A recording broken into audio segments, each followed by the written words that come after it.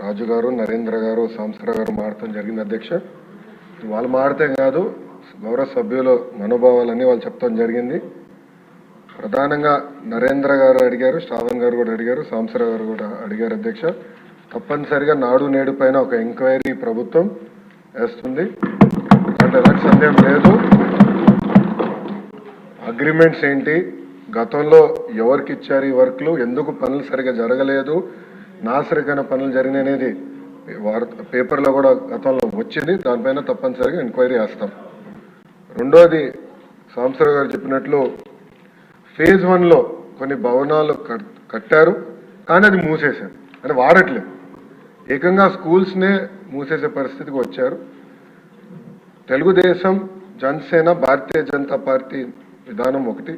ప్రభుత్వ పాఠశాలల్ని మేము బలోపేతం చేస్తాం. ప్రైవేట్ పాఠశాలలకి ధీటుగా ప్రభుత్వ పాఠశాలలు తీర్చిదిద్దాలనేది మా లక్ష్యం. అందుకే చంద్రబాబు నాయుడు గారి నాయకత్వంతో మెగా డిఎస్సి కూడా ప్రకటించాం. ఉపాధ్యాయుల పోస్టులు కూడా భర్తీ చేస్తున్నాం. నెక్స్ట్ ఇయర్ ఏదైతే స్కూల్ ఓపెన్ అయ్యే సమయానికి ఉపాధ్యాయులు కూడా పకడ్బందీగా మేము ఏర్పాటు చేస్తాం. దాంతోపాటు రాజుగారు ప్రధానంగా ప్లే గ్రౌండ్స్ ఏర్పాటు చేస్తే బాగుంటుందని కోరారు. ఉపాధి హామీ పథకంతో అనుసంధానం చేస్తాం. పవనంతో నేను చర్చిస్తాను. ఆయనతో పాటు మన స్పోర్ట్స్ మినిస్టర్తో కూడా ఆల్రెడీ డిస్కషన్ చేశాను. ఇంటర్ స్కూల్ కాంపిటీషన్ ఎట్లా పెట్టాలి, ఇంటర్ డిస్ట్రిక్ట్ కాంపిటీషన్స్ ఎట్లా ఏర్పాటు చేయాలి, కేవలం స్పోర్ట్సే కాదు ఆర్ట్స్ అండ్ క్రాఫ్ట్స్ని ఎట్లా ప్రోత్సహించాలి అని దానిపైన మేము కూడా డిస్కస్ చేస్తున్నాం. సాంసర్ గారు అన్నట్లు ఉపాధ్యాయులు కూడా పెద్ద ఎత్తున హెరాస్మెంట్ జరిగింది. గత ప్రభుత్వం వాళ్ళకి అనేక యాప్లు ఇచ్చి వాళ్ళు అన్ని రకాలుగా ఇబ్బంది పెట్టిన విషయం వాస్తవం. పాదయాత్రలో కూడా ఉపాధ్యాయులను కలిశారు, వాళ్ళ సమస్యలు నాకు చెప్తాం జరిగింది.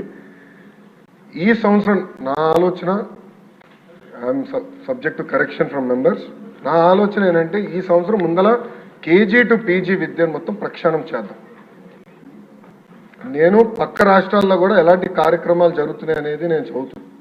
ఉత్తరప్రదేశ్లో నిపుణ్ కార్యక్రమం చేస్తున్నారు, ఢిల్లీలో కూడా అనేక కార్యక్రమాలు చేస్తున్నారు. నేను కూడా అది మొత్తం రివ్యూ చేస్తున్నాను. నేను కూడా ఫీల్డ్ విజిట్స్కి వెళ్ళాల్సిన అవసరం ఉంది. ఒక పక్కన విద్యార్థుల కోసం మనం డబ్బులు ఖర్చు పెడుతున్నాం, మిడ్ డే మీల్స్ కార్యక్రమాలు ఇస్తున్నాం, ఇన్ఫ్రాస్ట్రక్చర్ ఇంప్రూవ్ చేస్తున్నాం, కానీ లెర్నింగ్ అవుట్కమ్స్ ఏంటి? ఎందుకంటే మంగళగిరిలో కూడా నేను ఉపాధ్యాయులను కలిసినప్పుడు వాళ్ళు అదే అడిగారు. 6వ తరగతి వరకు మీరు ఏం నేర్పించకుండా మాకు తోసేసి మంచి మార్కులు రావాలంటే ఎట్లా వస్తాయి? సో లెర్నింగ్ అవుట్కమ్స్ ఎట్లా మెజర్ చేయాలి అని దానిపైన కూడా మేము చర్చిస్తున్నాం. కేజీ టు పీజీ నేను పాదయాత్రలు కూడా చెప్పాను, కరికులంని బలోపేతం చేయాలి, రీవర్క్ చేయాల్సిన అవసరం ఉంది. అది చేసే ముందర పక్క రాష్ట్రాల్లో ఏం జరుగుతుందో కూడా నేను చూస్తున్నాను అధ్యక్ష. దానివల్ల వాళ్ళకి వచ్చిన అవుట్కమ్స్ ఏంటి అనేది మేము చదువుతున్నాం. ఆ మొత్తం రోడ్ మ్యాప్ ప్రిపేర్ చేసి సంఘాలతో కూడా మేము చర్చించి అందరు బయ్యన్ అయిన తర్వాత ఆ రోడ్ మ్యాప్ ప్రజల ముందర పెట్టాలనేది నా లక్ష్యం. దాని తర్వాత ప్రజల దగ్గర నుంచి కూడా అభిప్రాయ సేకరణ చేసిన తర్వాత ఆ కార్యక్రమాన్ని మేము అమలు చేసి నెక్స్ట్ అకాడమిక్ ఇయర్కి తీసుకొస్తాం. అంటే గత ప్రభుత్వం లాగా రివర్స్ టెండరింగ్ అనే హడావిడిగా చేసి పోలవరం ఎట్లయితే సర్వనాశనం చేశారో అలా నేను చేయదలుచుకోవాలి విద్యా వ్యవస్థని. విద్యా వ్యవస్థలో కూడా అనాలోచిత వల్ల చాలా దెబ్బతింది. సిబిఎస్ఈ కరికులం అన్నారు, కొన్ని స్కూల్స్ ఏమో CBSE curriculum with CBSE examination అన్నారు, మళ్ళీ మధ్యలో ఐబీ అన్నారు, తర్వాత టోఫెల్ అన్నారు, డిక్షనరీ అన్నారు. అంటే కొంచెం గందరగోళంగా ఉంది. ఇది మొత్తం కొంచెం స్ట్రీమ్లైన్ చేయాల్సిన అవసరం ఉంది.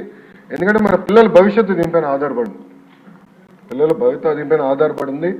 సో సిస్టమేటిక్గా చేయాల్సిన అవసరం ఉంది. తొందరపాటు నిర్ణయాలు కాకుండా సిస్టమేటిక్గా చేయాలనేది నా ఆలోచన అధ్యక్ష. 2019 నుంచి 24 అని మీరు చూస్తే 2019లో అంటే ఆనాడు తెలుగుదేశం ప్రభుత్వం హయాంలో 38,98,000 మంది విద్యార్థులు ఉన్నారు.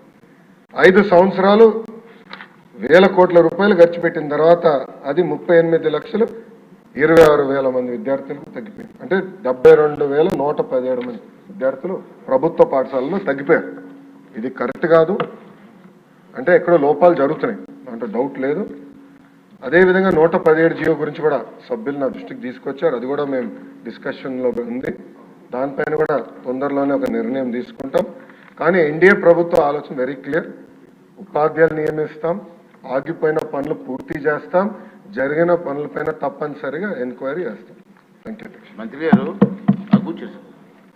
గారు సభ్యుల క్వశ్చన్ ఏంటంటే ఎంక్వైరీ జరగాలి, దాని మీరు తీసుకునే చర్యలు ఇది అవసరమైన చెప్తే బాగుంటుంది నా ఉద్దేశం.